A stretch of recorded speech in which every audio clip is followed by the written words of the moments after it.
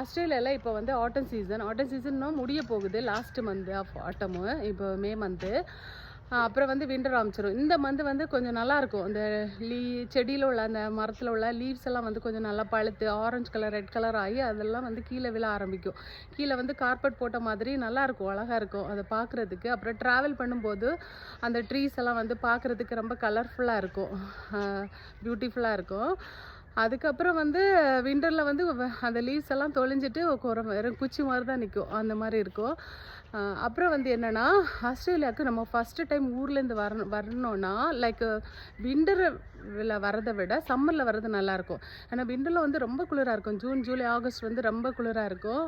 Even September middle வரைக்கும் கொஞ்சம் குளிராக தான் இருக்கும். சம்மர்னால் கொஞ்சம் டே டைமு ஜாஸ்தி இருக்கும். நம்மளுக்கு இந்த கண்ட்ரிக்குள்ளே ஃபஸ்ட்டு வந்து அடாப்ட் ஆகிறதுக்கு நல்லாயிருக்கும்.